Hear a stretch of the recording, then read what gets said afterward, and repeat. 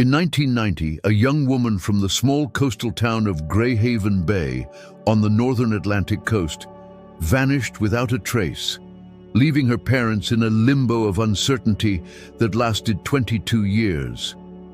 But after all that time, her father, while leafing through an old school yearbook, found something that would change everything. Each morning, the mist from the Atlantic would roll into town, cloaking Greyhaven Bay in its damp veil. Standing by the window of his daughter's bedroom, Thomas Bennett watched the fog swirl around the old lighthouse on the bay. The serene beauty of the place, with its rugged cliffs and dense woods, had always brought him comfort, until that day, more than 2 decades ago, when his daughter disappeared. Thomas turned away from the glass.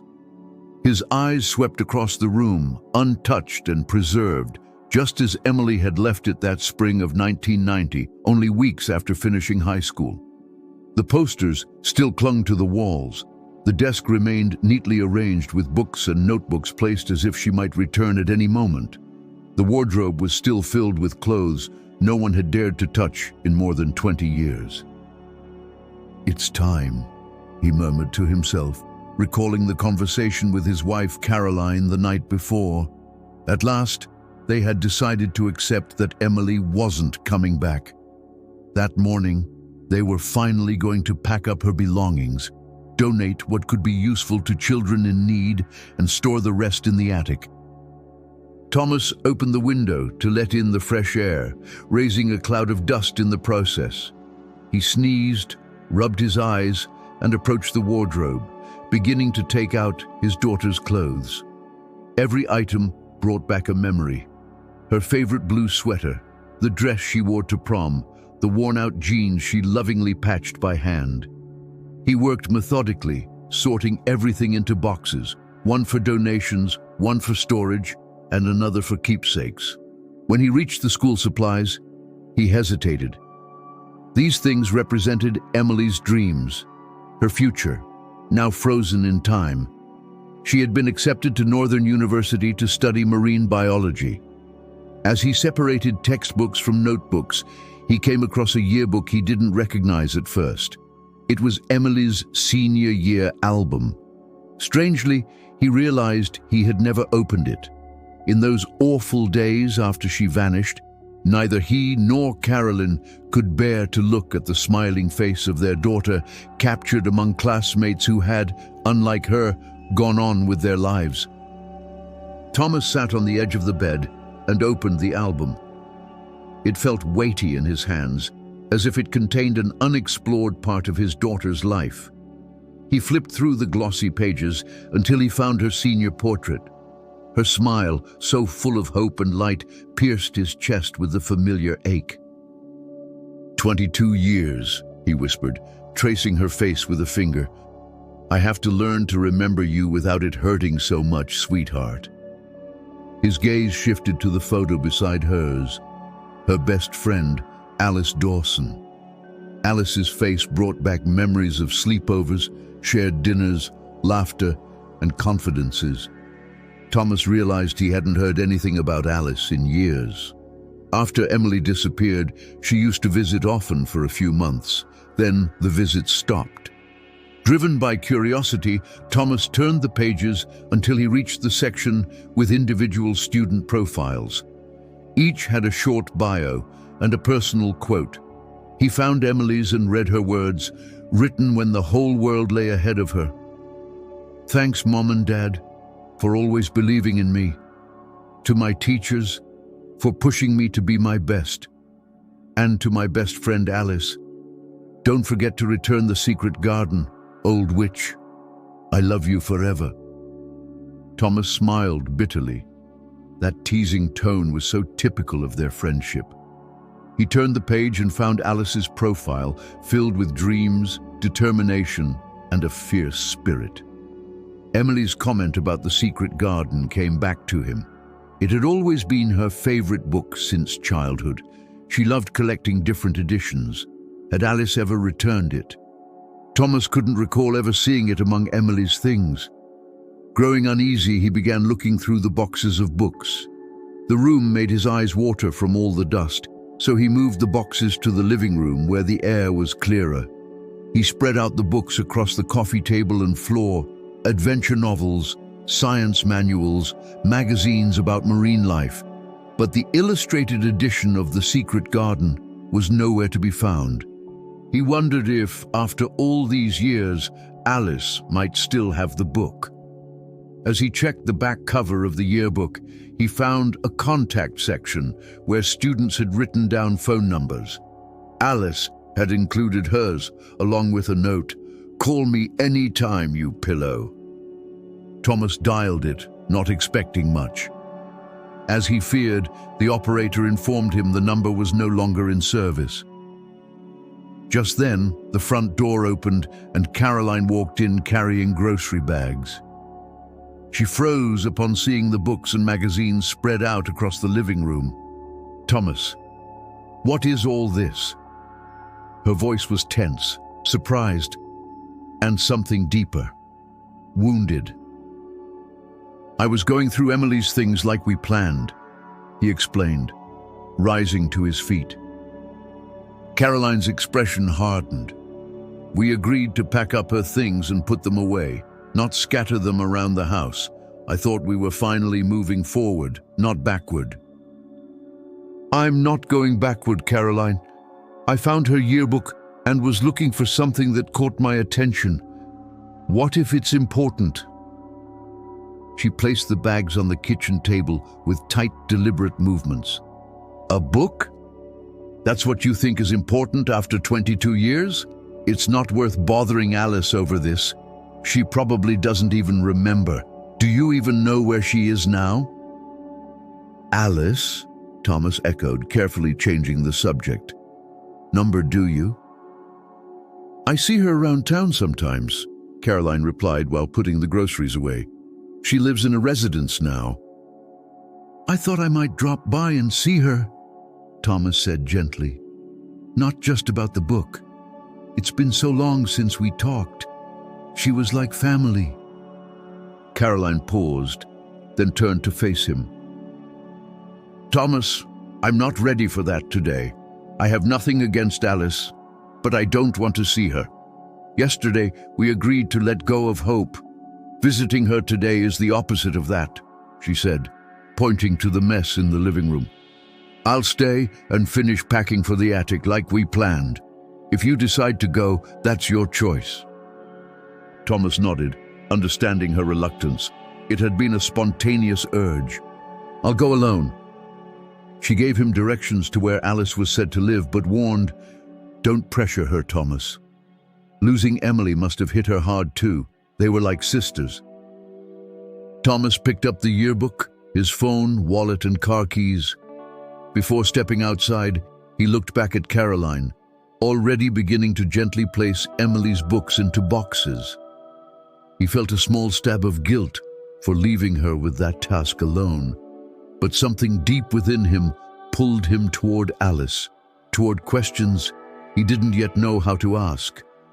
He closed the door behind him and stepped into the misty morning of Greyhaven Bay, clutching the yearbook to his chest like a compass. He drove along the winding coastal roads, following Caroline's directions to the residence where Alice Dawson now supposedly lived. The drive took about 20 minutes, leading him away from the town center into a modest neighborhood with several low-rise buildings scattered among pine trees and slightly overgrown gardens. Thomas parked and looked around, trying to guess which building might be hers. He spotted a man cleaning his ground floor window and approached him. "Excuse me, do you know where Alice Dawson lives?" The man pointed toward a blue building with white shutters at the far end of the complex. "Flat 9. You'll find her there. Kind woman, very nice." Thomas thanked him and made his way to the building. It was plain but well kept, with a potted plant by the entrance, lending a homey touch. He climbed to the second floor, took a deep breath, and knocked on door number 9. A few seconds later, a woman in her mid-40s appeared. Her light hair showed strands of gray, and fine lines softened her face. She looked at him with polite confusion, clearly not recognizing him. "Can I help you?" she asked. Thomas realized in that moment that neither of them immediately recognized the other. The last time they met, Alice had been a teenager and he a younger man with a firmer posture and less weight in his shoulders. "Alice, I'm Thomas Bennett, Emily's father." Her eyes widened instantly. A storm of emotions, shock, sadness, warmth, rushed to the surface. "Thomas, oh my God, please come in." She stepped back, leaving the door open. Thomas entered a compact but cozy space, filled with personal touches, photographs, small plants, and vibrant cushions. "Have a seat, please. Would you like some coffee?" "Coffee would be nice, thank you," he replied, settling into the small dining nook. While Alice prepared the coffee, Thomas noticed her moving with a hint of caution, like someone who needed a moment to absorb the unexpected visit. When she returned with 2 steaming mugs, she sat across from him, hands folded in her lap. "What brings you here after all these years?" Thomas pulled out the yearbook he'd brought and placed it on the table. "This morning, while going through Emily's things, I found this. I realized I'd never actually opened it." Alice's eyes dropped to the yearbook. She touched it with her fingertips, her expression a mix of nostalgia and reverence. "I remember it perfectly," she said softly. Thomas opened it to Emily's profile page and pointed to the note about the book. "That part caught my attention. She mentioned the secret garden. Did you ever return it to her?" Alice gave a sad, wistful smile. "Number I never did. I was such a forgetful kid. And Emily always teased me about it. I remember her nagging me, playfully." She stood, knelt beside her bed, and pulled out a plastic storage bin. After digging through it for a moment, she pulled out an old, worn edition of The Secret Garden, its illustrated cover faded and the spine well worn. "Here it is. I've kept it all these years. I could never bring myself to return it. After she vanished, I just couldn't let it go. It's the last piece of her I have. It's precious to me." Alice held it carefully, as if it were made of glass. "Would you mind if I kept it?" she asked. "It means a lot to me." Thomas nodded with full understanding. "Of course you can keep it." As she handed it over briefly for him to see, Thomas opened the book. The pages were yellowed with age, but the illustrations remained vivid. Leafing through it, he stopped at a page that had been used as a bookmark, a torn-out magazine page. He unfolded it. It was a fashion spread featuring young models. One boy with a striking appearance caught his eye. There was something oddly familiar about him. "Who's this?" he asked, pointing to the image. Alice leaned in to look. "That's Jacob Myers. He was in our class." Thomas searched the yearbook and found his photo next to Emily's. The name rang a distant bell. He remembered him then, a charismatic student known for his flair in fashion. Alice confirmed, "He still shows up in some magazines. He runs his own fashion label now." Thomas looked up, intrigued. "You know, Caroline once mentioned that you had a thing with him back then." Alice's expression shifted immediately. "That's not true. I never had anything with Jacob. Honestly, I never liked him. It was Emily who was closer to him at one point." That caught Thomas off guard. Neither Caroline nor Emily had ever mentioned Jacob Myers before. "It was around junior year," Alice explained. "Jacob had a thing for Emily for a while, but it didn't last long. Once we both figured out what he was really like, we kept our distance. Emily never talked about him again after that." Alice went quiet for a moment, as if digging through buried memories. "Although, now that I think about it, I did see them talking alone a few times in class. It seemed odd, because we'd both agreed to avoid him. Emily asked me strange things about him. Like, do you think someone like Jacob just needs help to change? Or what if he's not as bad as we think? She even once asked me to walk past his house with her, just to see where he lived. I thought it was weird, but Emily always had that hope in people. Did the police know any of this during the investigation? Asked Thomas, suddenly more alert. Yes, I told them. They questioned everyone in our class, including Jacob. But back then, Emily was dating Brian Nolan. He was the prime suspect at first. Thomas nodded. I remember Brian. He used to come by our house. We also suspected him briefly, but he had a solid alibi. Do you know what happened to him? Alice asked. Last I heard, he left town not long after Emily disappeared. Maybe he couldn't handle the suspicion. Thomas looked again at the torn magazine page Emily had used as a bookmark. Why would she have used an image of Jacob? That neither he nor Caroline had ever known about their connection felt significant. He mentioned it to Alice, who told him that the page came from Emily's favorite magazine. I hated that issue, she added. She tore out Jacob's face, folded it, and said it made the perfect bookmark. Thomas pondered that for a moment, then nodded slowly. Do you know where Jacob lives now? Alice pulled out her phone and searched through her messages. There was a class reunion at his place last week. I didn't go, but they shared his address in the group chat. She showed the message to Thomas. Could you send me that address? He asked, pulling out his phone. They exchanged numbers, and Alice forwarded him the details. Do you think Jacob has something to do with all this? She asked, uncertain. I don't know, Thomas admitted, but I think the police need to know there was something between them, even if it was short-lived. The fact that Caroline and I never knew about it, that says something. When Emily was dating Brian, everything was open. This wasn't. Thomas stood, thanking Alice for her time and the information. As he headed for the door, she gently took his hand. Please give my regards to Caroline, she said. And thank you for letting me keep the book. It means the world to me. Thomas nodded, yearbook under his arm, and stepped out into the daylight. His mind swirled with new questions about his daughter's life, about all they might never have known. Thomas sat behind the wheel, the yearbook resting on the passenger seat.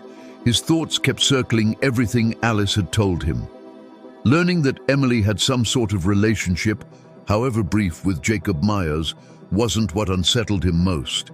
It was the fact that neither he nor Caroline had known a thing about it. He took out his phone and dialed the number of Inspector Reuben Castle, the lead investigator who had handled Emily's case for years. Though he was retired now, he still lived in town. The call went straight to voicemail, which wasn't surprising on a Sunday. Thomas lowered the phone and looked again at the address Alice had sent. For a moment, he hesitated. He had promised Caroline they would close this chapter together, that they would stop chasing ghosts.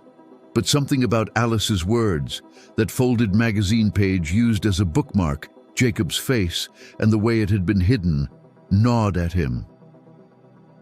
Just a quick drive-by, he murmured, starting the engine. I just want to see where he lives. 20 minutes later, Thomas pulled into a residential area far more upscale than his own. Large homes, manicured lawns, and expensive cars lined the cul-de-sacs. It was a different world from the modest house where he and Caroline had raised Emily. He found the number he was looking for, a 2-story house with a circular driveway and pristine landscaping. Just the size of the property spoke volumes about the success Jacob had achieved since high school. He parked across the street and watched in silence. The garden gates were open. As he looked on, a man stepped out of the house with a woman. Even after more than 20 years, Thomas recognized the adult version of the boy from the yearbook photo. Jacob Myers, now around 45, was still handsome and carried himself with the ease of someone accustomed to admiration. Jacob saw the woman to her car, kissed her cheek, and smiled before turning back toward the house. His gaze swept casually across the street until it landed on Thomas's car. It was only then that Thomas realized his windows weren't tinted. He was clearly visible. Jacob's expression changed instantly. His posture stiffened, guarded. Thomas realized he could no longer pretend he was just passing by. He switched off the engine, stepped out of the car, and walked toward the house with open hands. "Good morning," he called out, trying to sound casual. "Jacob Myers." Jacob's expression didn't soften. "Who are you, and why are you watching my house?" His tone was sharp, openly hostile. "Are you a reporter?" "I'm sorry, I didn't mean to intrude," Thomas said, stopping a safe distance away. "My name is Thomas Bennett. I'm Emily Bennett's father. She was in your class. She disappeared 22 years ago." Jacob's face hardened further, his eyes narrowing. "What do you want from me?" The coldness in his voice threw Thomas off, but he kept calm. "I've heard there was some kind of connection between you and my daughter. I'm just looking for answers." "Who told you that?" "Alice Dawson." Jacob scoffed with visible contempt. "Alice didn't even show up to the reunion. She doesn't know anything." "I'm not accusing you of anything," Thomas said evenly. "I just want to know if it's true you and Emily had some sort of relationship, even briefly. We've spent 22 years not knowing what happened to her." Jacob crossed his arms. "I was never her boyfriend. I wasn't in love with her. I already told the police everything back then, and I'm not about to dredge it all up again." His blunt denial surprised Thomas. The anger in Jacob's tone didn't match the simplicity of the question. "I didn't say you were her boyfriend," Thomas clarified. "Just that you two talked, maybe more than we ever knew." "If I ever talked to her, it was for class notes or spare change for the vending machine," Jacob replied. "She always got it back. That's it. I made that clear already." But despite his dismissive tone, Thomas noticed how Jacob's body language grew tenser. He shifted from foot to foot, scanning the surroundings like someone who felt watched. "I don't know why this is coming up now," Jacob continued. "I have a reputation to protect. I don't need strangers parked outside my house making the neighbors talk." Before Thomas could respond, Jacob turned sharply toward his front door. "You should leave," he said, without looking back. "I've got nothing more to say about Emily." Thomas stood frozen by the abruptness of the dismissal. Jacob's reaction seemed far too intense for what was, on the surface, a trivial conversation about a classmate from 2 decades ago. As Jacob disappeared inside, Thomas returned slowly to his car. His hands trembled on the steering wheel. He felt foolish, ashamed even, for coming all this way. "What was I thinking?" he whispered. "I promised Caroline I'd let this go." He started the car, but before driving off, he cast one last look at Jacob's house. If Caroline found out he'd come here instead of helping her sort through Emily's things, she would no doubt feel hurt, even betrayed. And yet, Thomas couldn't shake the feeling that something was off. Jacob's reaction hadn't been surprise. It had been fear or guilt. He shook his head and focused on the road. He had promised to move forward. He had to follow through. But as he headed back into town, the image of Jacob's rigid expression and evasive tone kept gnawing at him. Without realizing it, he turned the wheel toward the Greyhaven Memorial Home. If they were truly going to bring closure to this story, maybe it was time to plan a proper farewell for Emily, even if there was no body to bury. The memorial home was quiet. A kind-faced woman at reception handed him some brochures about commemorative services and scattering ashes at sea. Thomas thanked her and stepped back outside. As he reached for the car door, something across the street caught his attention. Jacob Myers was coming out of a hardware store. He carried a shovel and a small wooden box. Thomas's heart stopped. He watched unmoving as Jacob placed the items into the trunk of his car. Then, Jacob entered the florist next door. Minutes later, he came out with a bouquet of white hyacinths, Emily's favorite flower. A chill swept down Thomas's spine. It could have been coincidence. Hyacinths were common enough. But the combination, the shovel, the box, the flowers, the defensive attitude, it was all too much. As Jacob got into his car and drove off, Thomas climbed into his own and began to follow. They drove through town, then veered toward the coast, taking a narrow road that led to Wincliffe Point, a spot known for its breathtaking views and the scattered rural homes perched along the cliffs. Thomas followed at a safe distance. He watched as Jacob turned onto a private road leading to a small cottage nestled near the edge of the cliff. Thomas kept going, then parked a bit farther up, where a cluster of trees provided enough cover. From there he watched. Jacob entered the cottage briefly, then came out with a water canister. He placed it on a cart beside the shovel, the wooden box, and the bouquet of white hyacinths. Then he started down a narrow trail that disappeared into dense brush and low trees. Once Jacob was far enough away, Thomas slipped from his car and followed, keeping to the shadows, his heart pounding. The path led to a rocky outcrop that jutted out toward the sea. Through the leaves, Thomas could see Jacob scanning his surroundings before starting to dig. The ground didn't look like it had been disturbed recently. This wasn't an old grave, it was something new. Jacob dug with purpose, creating a hole about 1/2 meter deep. When he was done, he set the shovel aside, knelt, and opened the wooden box. Though Thomas couldn't see what was inside, Jacob's expression said enough, some mix of pain, reverence, and sorrow. He began flipping through papers, letters it seemed. His lips moved, murmuring words Thomas couldn't make out. Then a gust of wind tore a few of the papers from his hand. Jacob swore, slammed the box shut, and rushed to gather the scattered pages. Once everything was back in place, he lowered the box into the hole, laid the bouquet of white hyacinths on top, and carefully covered everything with soil. He tamped the earth down gently, poured water over it from the canister, and stood there for a long moment, still, solemn. Then Thomas heard it. Above the rustling wind and crashing waves, Jacob's voice, clear and soft. "Now you can rest with your memories, Emily." The name hit Thomas like a blow to the chest. He flinched, and his foot slipped on some loose gravel. He grabbed a nearby trunk to steady himself, heart hammering. Jacob's head snapped up. He scanned the bushes. "Hello?" he called, his voice sharp with suspicion. "Is someone there?" Thomas didn't move, didn't breathe. Jacob stepped forward with the shovel in hand, peering into the brush. Another step, then one more. Thomas pressed his back against a tree, praying not to be seen. Finally, Jacob muttered, "Must have been the wind," and turned back. Still glancing over his shoulder, he collected his tools and began walking a wide arc around the clearing before heading toward the cottage.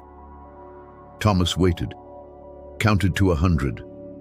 Then, gripping the shovel Jacob had left leaning against the wall of the cottage, he returned to the patch of freshly disturbed earth. His hands trembled, not from effort, but from fear, dread, and something deeper, the need to know. He began to dig. The soil was still damp. It gave way easily. He found the hyacinths first, still fragrant, still beautiful. He set them aside with care and continued until the shovel struck wood. He had just begun to clear around the box when a voice stopped him cold. "I knew someone was out there. I knew it." Thomas whirled around. Jacob stood a few meters away, eyes blazing, not just with fury, but with something worse. Triumph. His breath was heavy, his stance rigid, like a man ready to pounce. "You shouldn't have come back," he said, stepping forward. "I saw your car, Parked on the hill. I came back through the trees. What are you doing?" Thomas held the shovel in both hands, not just as a tool, but as protection. "You said her name," Thomas replied, his voice rough but steady. "I want to know what's in this box. I want to know what Emily has to do with this." Jacob's face twisted. "You have no idea what you're doing. You don't belong here." Thomas glanced at the box. "I'm going to open it. I'm going to find out." "Don't you dare!" Jacob shouted, and suddenly pulled a gun from his jacket. "Drop the shovel." Thomas slowly raised his hands, staring into Jacob's eyes. Jacob stepped closer. "I don't want to hurt you," he said, voice low and trembling, "but I will. No one can know what's in there." Thomas let the shovel drop, but with the other hand, he pulled out his phone. "I'm calling the police," he said. "One press, and they'll know where I am. You can't stop this." Jacob lunged. He slapped the phone from Thomas's hand, and it went flying toward the cliff. Thomas dove, catching it just before it slid over the edge. Without hesitating, he triggered the emergency SOS function, sending a distress signal with his location. "Stop this, Jacob!" he yelled, backing away. "The police are coming. Just tell the truth. Emily's gone. Nothing will change that. Hiding it won't help." "You don't understand," Jacob screamed, voice cracking. "I have a life, a company, a reputation. I can't lose everything over something that happened 20 years ago." "You killed my daughter?" Thomas cried, his voice breaking. "If you loved her, why did you hurt her? She was my only child." Jacob faltered. His grip on the gun loosened slightly. His voice dropped to a whisper. "I never knew what I felt for her. Emily. She looked at me like no one else ever had. She kept coming back. I couldn't stop thinking about her." "Then why disappear when she did?" Thomas demanded. "Why bury this here like a grave?" "Because she betrayed me," Jacob snarled, rage darkening his features. "She said I was broken, that I'd never change. Then she ran off with that idiot Brian. I needed her, but she didn't want me anymore." And then he charged. He struck Thomas in the ribs with the handle of the shovel, knocking him to the ground. Then he grabbed him by the throat, pressing down with terrifying strength. Thomas clawed at his wrists, gasping for breath, vision dimming. Then sirens, faint at first, then louder, rising through the wind and sea spray. Police sirens. Jacob froze, his grip loosening. Thomas wrenched himself free, coughing, as several patrol cars pulled up the private road. Officers emerged, weapons drawn. "Step away from the man and drop your weapon," one shouted. Jacob let go. Thomas fell to his side, wheezing. The shovel clattered nearby. Two officers rushed in, tackling Jacob and wresting the gun from his hand. They read him his rights as they cuffed him. Thomas sat in the dirt, rubbing his bruised neck, still catching his breath. A young officer knelt beside him. "Are you all right, sir?" "Yes, thank you," he managed to say. As they led Jacob to one of the cars, Thomas pointed to the spot he had been digging. There, he buried something there. He said Emily's name, Emily Bennett. She disappeared 22 years ago. The officer's face darkened. "I remember that case. I'll call Detective Duke. He's leading cold cases now. He'll want to be here." Thomas nodded. There was no turning back now. Police cordoned off the site as Detective Alan Duke arrived, a man with calm eyes and a composed demeanor, known for his thoroughness and empathy. He walked over to Thomas, who was still sitting by the disturbed earth, his body bruised, but his mind sharpened by purpose. "Mr. Bennett, I'm Detective Duke," he said, crouching beside him. "Can you tell me what happened here?" Thomas nodded, his voice still hoarse but steady. He recounted everything, from finding Emily's yearbook to meeting Alice, to Jacob's strange reaction, and finally the events that had just unfolded. Duke listened carefully, not interrupting, absorbing every word. I know I shouldn't have followed him, Thomas added with a tremor of guilt. But when I saw what he bought, the shovel, the box, the flowers, I just couldn't sit still. You did the right thing by sending the emergency signal, Duke said seriously. Sometimes instinct carries more truth than evidence. The forensics team began excavating the area Thomas had indicated. They worked meticulously, brushing back soil inch by inch. First came the bouquet of white hyacinths. Beneath that, the wooden box. The lead technician opened it slowly, gloved hands revealing its contents. Inside were letters, photographs, handwritten pages, and, nestled among them, a small handmade yarn doll, frayed but unmistakably familiar. This doll, one of the officers remarked, matches the crafts from the school's art class back in 1990. We found similar ones during the original investigation. Duke leaned in and examined the items. Many of the photographs showed Emily, some candid, others chilling. A few seemed taken without her consent. One showed her tied up, frightened. The backdrop in several pictures matched the rustic cottage nearby. Thomas turned away, a sob caught in his throat. He didn't need to see any more. The horror was clear enough. Among the letters, one stood out. Written in Jacob's unmistakable hand, it repeated the phrase over and over, "You have to keep loving me. You have to keep loving me." Another was longer, rambling, obsessive. It spoke of Emily trying to leave, of him needing her, of punishing betrayal. On the back of a photograph where Emily's eyes were wide with terror, a sentence was scrawled, "They were going to find you. They were going to take you from me. I'm sorry, Emily. You'll always be with me, even if the world never knows." Duke's face darkened. He stood and gave orders for Jacob to be interrogated immediately. A search of the surrounding area quickly revealed more. Just a few meters away, the forensics team uncovered disturbed ground marked by the cadaver dog. As they dug carefully, human remains began to surface, bones fragmented by time and soil, but preserved enough to suggest a full body had been buried there. Duke approached Thomas once again. "Mr. Bennett, we've found human remains. We'll need to run DNA tests, but all signs point to them being Emily's." Thomas collapsed to his knees. The strength left his body.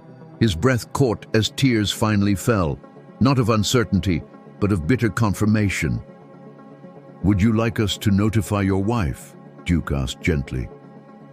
Thomas nodded slowly. "Yes, and Alice Dawson. She was like a sister to Emily. She deserves to know." By the time Caroline arrived, accompanied by an officer, Thomas stood near the excavation site, staring out at the sea. She rushed to him, and he held her tightly. There were no words between them. None were needed. Duke approached them with measured solemnity and explained what had been found. Caroline covered her mouth, her shoulders shaking. She didn't scream. She simply closed her eyes and leaned against her husband. Shortly after, Alice arrived. Her face was streaked with tears before she even got out of the car. She ran to the Bennetts and embraced them both. Then she walked toward the taped-off section. She saw the emerging bones and whispered, "Why didn't you tell me, Emily? We were best friends. I would have done something. I swear I would have." As the sun began to set over Windcliff Point, painting the horizon in warm gold and lavender, the three of them stood together, united by grief, by truth, and by the long-awaited end to a silence that had haunted them for 22 years. Thomas held Caroline's hand tightly. He looked out at the waves and murmured, "You're coming home, sweetheart. Finally, you're coming home." 1 week later, a quiet fleet of boats gathered just off the cliffs of Windcliff Point. The sea was unusually calm. The skies were cloudless. It was as though the world itself had paused to offer a moment of peace. In the lead boat were Thomas and Caroline Bennett, Alice Dawson, Detective Duke, and Reuben Castle, the now retired inspector who had worked Emily's case all those years ago. The revelation of the truth had moved him deeply, and he had asked to join the farewell. Other boats followed, filled with former classmates, teachers, and even the principal from Greyhaven High. The news of Jacob Myers' arrest and Emily's discovery had rippled through the town. For many, her disappearance had always been a wound. Thomas stood at the bow, holding a small urn. He and Caroline had agreed not to bury Emily in a cemetery. That was never her place. She had dreamed of the ocean since she was a child. She wanted to study marine biology. The sea had been her true home. A priest began the service with a voice calm and clear, needing no volume. Today we gather to say goodbye to Emily Bennett, taken from us 22 years ago, leaving behind an unbearable silence. Today we return her to the sea she loved. Today we allow her spirit to be free. Caroline stepped forward beside Thomas, placing her hand gently on his shoulder. Emily loved the ocean, she said, voice trembling. She always said if she ever disappeared, not to cry if her soul stayed with the waves. Thomas opened the urn. Together, he and Caroline released the ashes into the wind. The breeze carried them gently across the water, where they dispersed into shimmering silver threads. One by one, the boats behind them dropped bouquets of white hyacinths into the sea, forming a floating garden on the waves. Alice approached the edge of the boat, her hands trembling. She pulled out a worn, yellowed copy of The Secret Garden, the same book Emily had lent her so long ago. She placed it gently on the water, where it bobbed before floating peacefully away. "Goodbye, my friend," she whispered. "I'm sorry I never returned it." As the boats made their way back to the docks, Detective Duke approached the Bennetts with quiet discretion. "Jacob confessed," he informed them. "He told us everything." Jacob had admitted to his long obsession with Emily. Their secret relationship began in their final year of school. Emily, always compassionate, believed she could help him change. But when she fell in love with Brian Nolan and tried to cut ties, Jacob couldn't handle it. He told her they'd spend a weekend away to say goodbye, but he trapped her in the cottage for days, hidden from everyone. "She tried to leave," said Duke. "He tried to stop her. He claims it was an accident during a struggle, but the forensic evidence shows blunt force trauma. She was struck multiple times. It was murder." Caroline closed her eyes, her grief deep but silent. Alice turned away, holding back tears. Thomas stared out over the sea, not with anger nor despair, only the weary expression of a man who had finally received the answer that had haunted him for half his life. Back on land, Thomas looked again at the water. The hyacinths still floated, bobbing softly with the tide. After 22 years, they finally had truth. They had a place to mourn. They had her name, no longer just lost in the wind. That night, Thomas and Caroline sat on the back porch of their home, watching the last of the sun slip beneath the horizon. Caroline placed a small framed photo between them. Emily, caught mid-laugh by the beach, her hair tousled by the wind, her eyes shining. "I think we can finally move forward," Caroline said, taking his hand. "Not by forgetting her, but by remembering her the way she was. Brilliant, compassionate, full of light." Thomas squeezed her hand. He looked at the photo and smiled softly. "She was like you," he said. "That stubborn belief that everyone could be good, and the stubbornness too." Caroline gave a tired, small laugh. When she set out to save someone, there was no stopping her. They sat quietly for a long time. But for the first time in years, the silence was not a prison. It was a balm. Their grief no longer divided them. It bound them. Sometimes I think about how young she was, Thomas murmured. How innocent. She really believed love could change people. And that's not a mistake, Caroline replied gently. The world needs more people who believe in goodness. The mistake was thinking she could change it alone. Thomas nodded.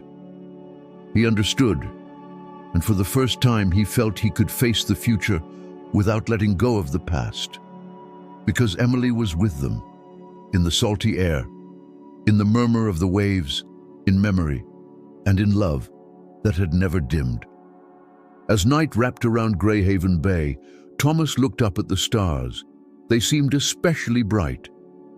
He thought of the photo, of the yearbook, of how a simple note about a borrowed book had started a search that took 22 years to end. Emily's story had reached its end, but the story of learning to live after loss had only just begun.